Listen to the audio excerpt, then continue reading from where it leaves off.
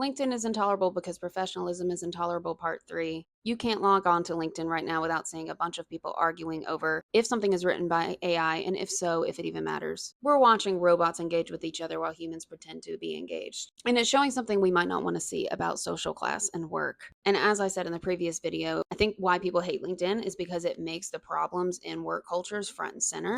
For example, this is a photo my partner took on the metro, and I've seen this in DC's Union Station for the last couple of months now. LinkedIn has many posts that are AI generated, and then comments that are also AI generated, talking about how great the post is. And some of them are real people, and some of them are written by real professionals, and others aren't. But it would be like having an office where most of it is mannequins, and the mannequins are congratulating each other on how well they're being mannequins. And I use AI. I mean, I download these videos and I transcribe them quickly and I have them converted into a LinkedIn format.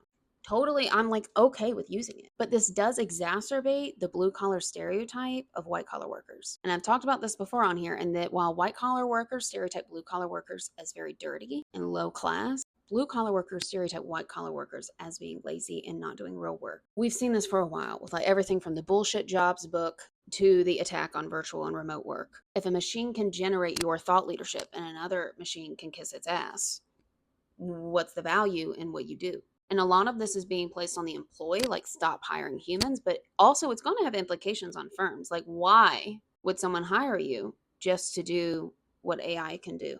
I found that really interesting when consulting firms have really pushing this, leveraging AI to answer your business needs. Yeah, they can leverage AI too.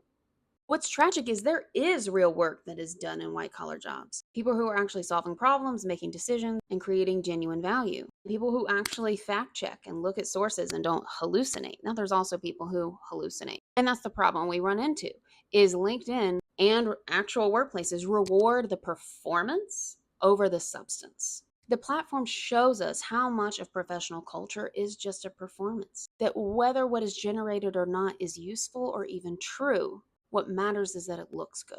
And it's getting worse. We're seeing reports come out with fake citations. And I have no doubt in my mind that this wasn't intended. I fully believe that AI made it and it just wasn't fact checked. And it was caught right away with RFK Jr. But if it's someone who's not as high profile as the Secretary of Health, how much are we missing?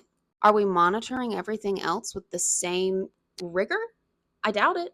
And look, I'm a business owner. I know that there's a role in AI here. Like I said, I use it, but there are some things that just go too far. For example, I was recently reached out to by someone who wanted to do a brand partnership. And the first email was very AI high level. I replied and said, I'm interested in learning some more. I have some questions. And I just got another AI generated email. And I checked, like, the company's legitimate, it's a real thing. But I'm not going to align my brand with someone who didn't bother to get on a call and answer my questions or even respond in a way that was meaningful. I understand why the first email you would want to automate. It's a numbers game. But I do think AI is giving us the opportunity to exacerbate our problems with unwritten rules or to improve them. We can automate the things that are administrative, that take away from taking time to really develop people and to really think through problems and come up with solutions. Or we can keep up the theater of performance. I can already tell you, if you're not this high profile, if you have a white collar business and you are hired for your knowledge. So if you lose credibility by making fake sources and not fact checking and showing that you knew that information, you just had AI do it,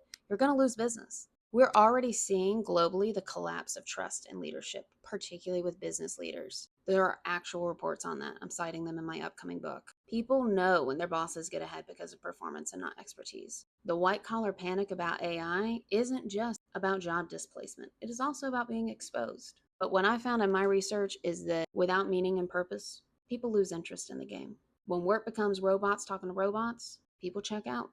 We still have to figure out how to be important, not just look important. We're going to need to figure out how to navigate universal income.